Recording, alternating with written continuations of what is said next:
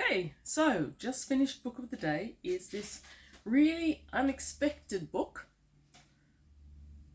tHyLa. Oh, it's covered in plastic. It's going to be tHyLa by Kate Gordon. As you can probably tell from the overall look of the book, this is young adult, I think we can say with some confidence, and it's got a supernaturally element to it. It's quite a nice cover. It does not really do a lot of justice to the story in question. Anyway, so this is going to be a spoilery type review. You can't really review this one without spoiling. But it's an old book. It was actually published in 2011, and it was only the second book published by this author, who I had never heard of, but is apparently a very high-performing author. She's got many books, and some of them sound very good. Now, part of the reason I may not have heard of Kate Gordon before is she's a Tasmanian author. Australian authors don't always get the recognition they deserve on the world stage, so if you hear recommendations for all the young adult books in the world, the Australians aren't gonna maybe get all the attention they deserve, which is a shame because there's some excellent Australian authors, and I'd say that Kate Gordon is one of those excellent ones. So I don't know what her first book was about, but this one is very situational to where she's from. So Kate is from a small town in Tasmania, which is this island and state of Tasmania in Australia. It's down towards the Arctic, so it's a colder island. It's a forested one for people who don't know it. And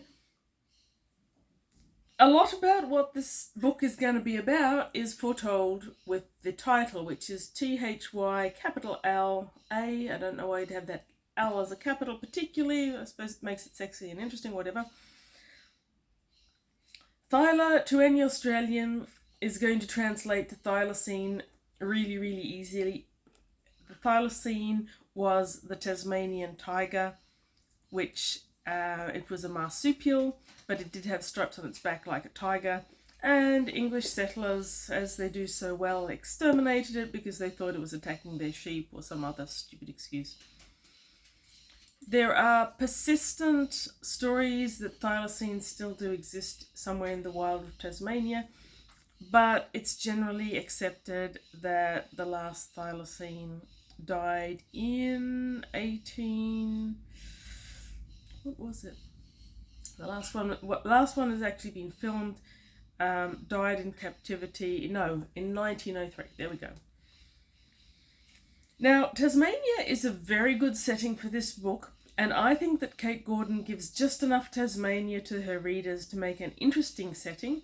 It mentions a few highlight locations in Hobart, which is where this starts, but not too many, so it isn't terribly set in that. Anyway, enough of Tasmania for now. This story starts with Tessa. Tessa wakes up in a hospital bed, and she knows her name but not very much else. She knows one thing at a time. She's lost her memory. She's had significant injuries, which we don't hear about too much because they heal fast. And as well as having lost her memory, she has got all the symptoms of someone who's lived in the bush for a long time. She's got tangled matted hair, she's dirty, she doesn't know modern things. But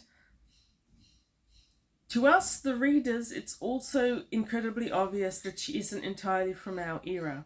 The manner of speech which she's presented as having is obviously formal and antiquated rather than modern speech. And we find out all the things she doesn't know about, like televisions. She doesn't know what televisions are, and they scare her. She doesn't like walls. She wants to jump over them. So what I'm saying is there's a lot of foreshadowing for the author. This book is presented in terms of Tessa writing down her experiences as she goes along. When she was first brought into the hospital, there's a female policewoman. Oh God, Deborah, that was bad. There's a policewoman called Connolly who mentors her, and one thing Connolly does is she gives Tessa a notebook in which Tessa can write things she remembers and her experiences to help bring her memory back. And she does that, and we read this notebook that she's been keeping, which she is almost addressing and aiming at Connolly herself as though she's going to read it. And maybe she does. So, as Tessa heals, she doesn't know who she is. There's been no successful attempt to find her parents or where she's from. She's provided with a scholarship so that she can go to school. I think they're estimating her age at about 16. She provided the scholarship so she can go to school. There aren't many boarding schools left in Australia. She goes to this one that's quite swanky and very pretty, beautiful sandstone buildings, lovely stained glass windows, uniforms like most expensive schools do have.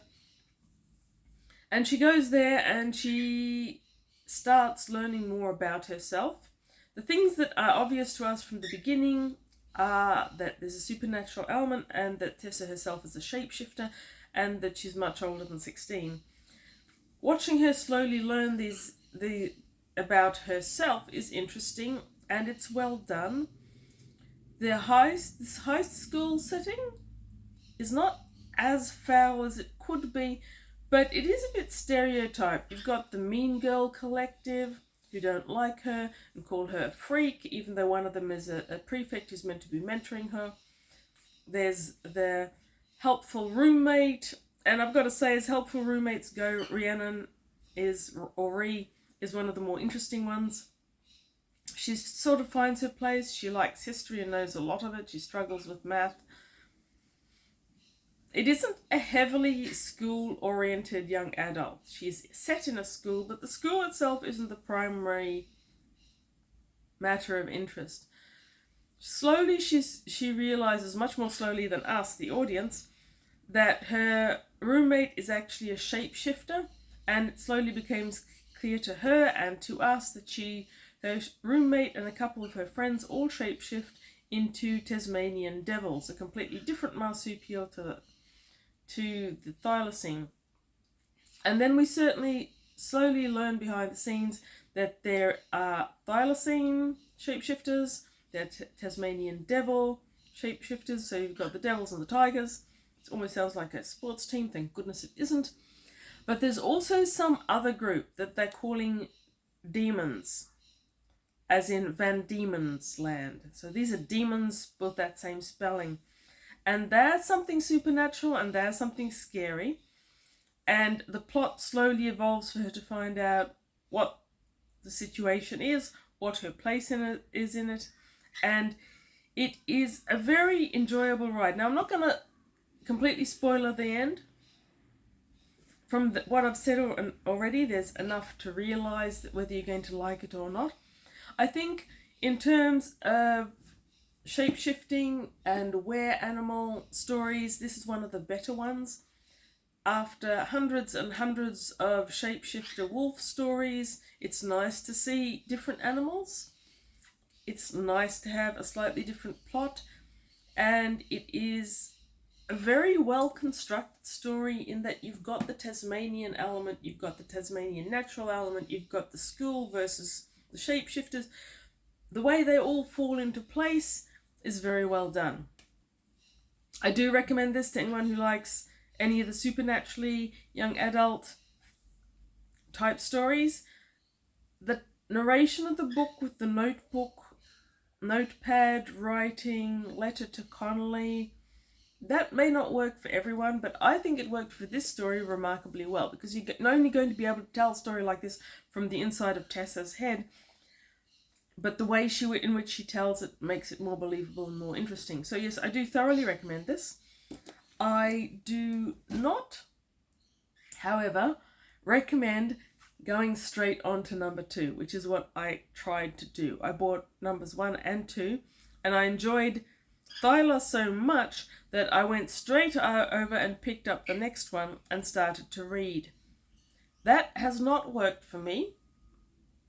I'm going to discontinue and I'm going to read something else in the meantime before I come back to that, because that second book starts with a different character as narrator, but the same style of writing, and that was quite jarring for me.